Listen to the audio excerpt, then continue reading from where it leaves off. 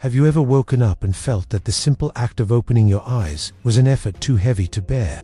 It's not that ordinary Monday morning laziness. It's a fatigue that seems to come from deep within your bones. You look at the ceiling and feel like the world outside is a movie you can no longer act in. People run, laugh, make plans, and you watch it all, as if from behind foggy glass. Science explains it to you through chemical formulas, and the world demands resilience. But what you feel is that your energy has been drained. You aren't sad for a specific reason. You are exhausted by a system that demands you shine all the time, while everything around you feels dark. You are not a mistake. You are a human being whose limits have been tested by a reality that never stops asking for more. Depression is, perhaps, the loneliest pain that exists, because it is invisible. There is no blood, no cast, no external scar, but inside, it's as if gravity has doubled in value just for you. The modern world functions like a high-voltage machine. It demands constant productivity, happiness edited for social media, and a processing speed our hearts weren't built for. When depression arrives, it is the sign that your system has collapsed under the weight of a world that forgot how to be human. You know that void that feels like a black hole in the center of your chest. It hurts because it is the absence of connection. The system sells us the illusion that we are connected through screens, but the truth is, we have never been so alone. Depression is the mourning for that real connection that has been lost.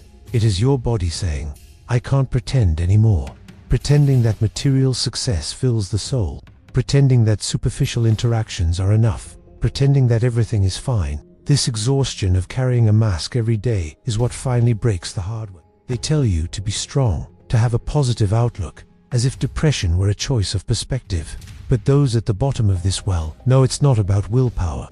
It's like trying to run a marathon with broken legs. The system labels us and isolates us because it doesn't know how to deal with those who stop producing. If you aren't generating movement, you are seen as a processing error, but you are not an error. You are someone who felt the real weight of an existence that has become too mechanical, too cold, too artificial. The void is not poetic, it is arid. It takes away the taste of food, the brightness of colors, and the meaning of words. It is a state of forced quarantine where you feel disconnected even from yourself. And the system's greatest cruelty is making you feel guilty for it. Guilty for not being able to get up. Guilty for not feeling joy. Guilty for being behind everyone else. But listen, your pain is the honest response of a living organism to an environment that has become hostile. You are not broken. You are overwhelmed by a reality that stopped making sense. Often, what we call depression is the result of spending years trying to fit into molds that were never made for your size. It is the result of silencing your own voice to hear the noise of the world.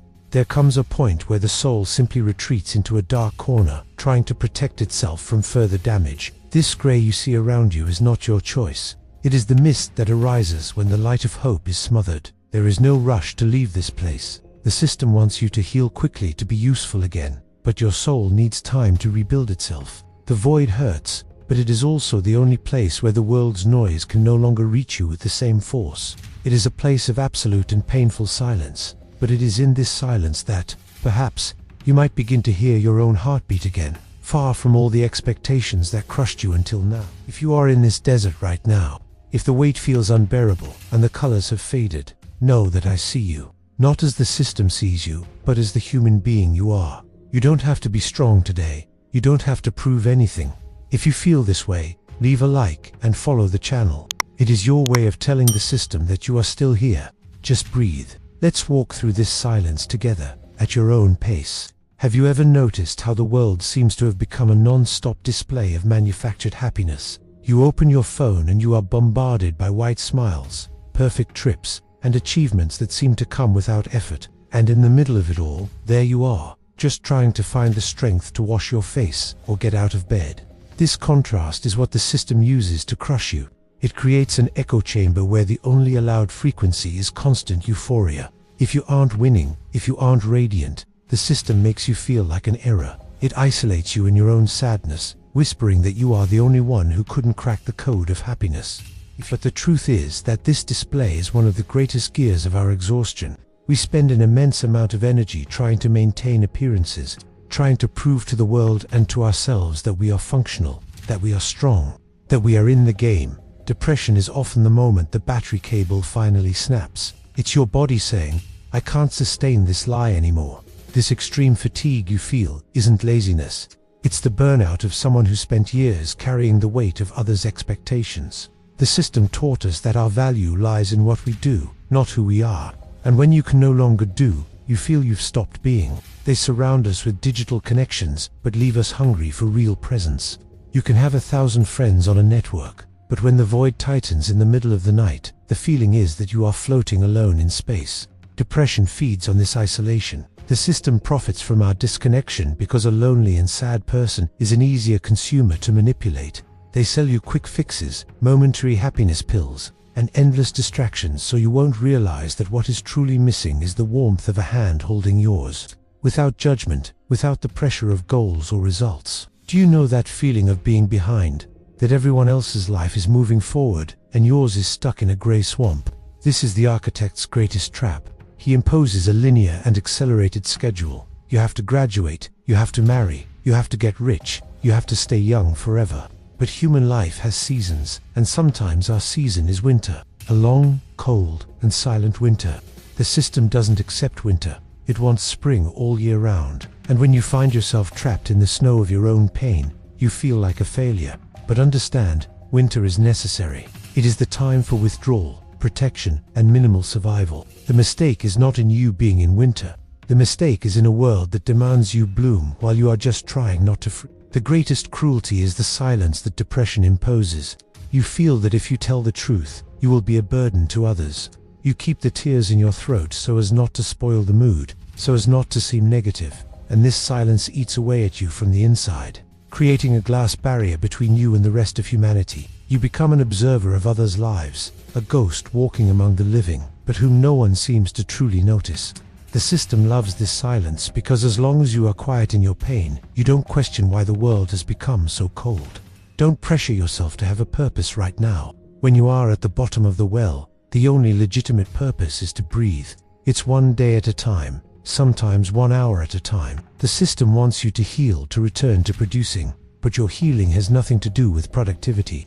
It has to do with reclaiming the right to feel, even if what you feel now is only the weight of the void. This desert you are crossing is arid, yes, and the journey is slow. But every step you take, even dragging your feet, is an act of resistance against a reality that tried to turn you into a machine. You are still human, and your pain is the final reminder that you still have a heart that beats, despite everything that tried to silence it. The question echoing in your silence, the one you might not even have the strength to ask anymore, is, when does this end? When does the world get its color back? The honest answer, the one the system tries to hide with empty promises, is that there is no switch. There is no version of you that just wakes up cured and ready to be the perfect gear in the machine again. What exists is a slow walk, one step at a time, through the mist, and the first thing you need to do to start leaving this place is to stop hating yourself for being in it. Wait, the system wants you to fight your sadness as if it were an enemy, because fighting generates more exhaustion. But what if, for a moment, you just let the sadness sit beside you?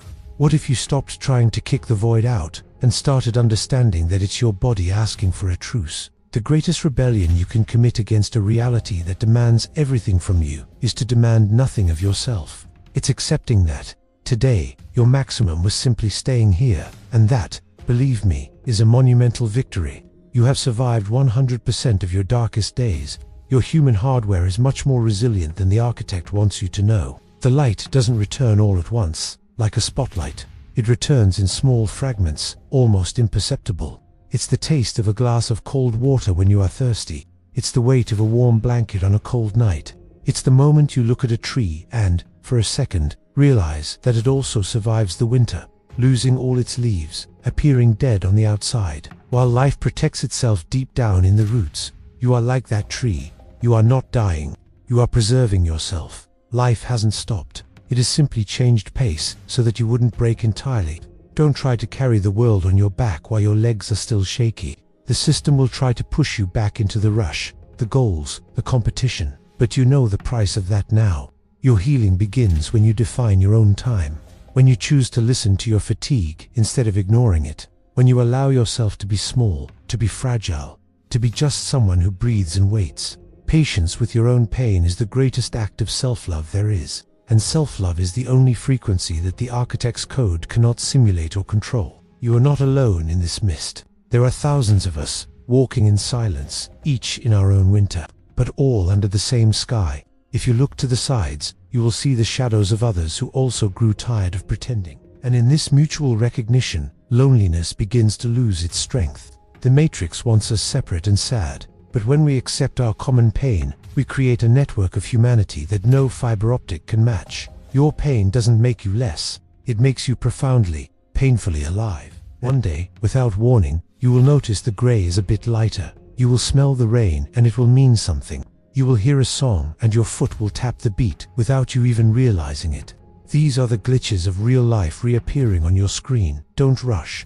Spring doesn't ask the winter's permission to arrive. It just arrives when the cycle is complete. Until then, be kind to your soul. You crossed the desert. You looked the void in the eye and didn't look away. And those who survive the void no longer fear the shadows of the simulation. The system may have drained your colors, but it hasn't managed to put out your light. It's there, protected under the ashes, waiting for the right time to shine again. Don't give in to the lie that you are disposable. You are the only part of this reality that truly matters. Rest, breathe, survive. The mist will pass. Thank you for staying here with me, in the middle of this silence.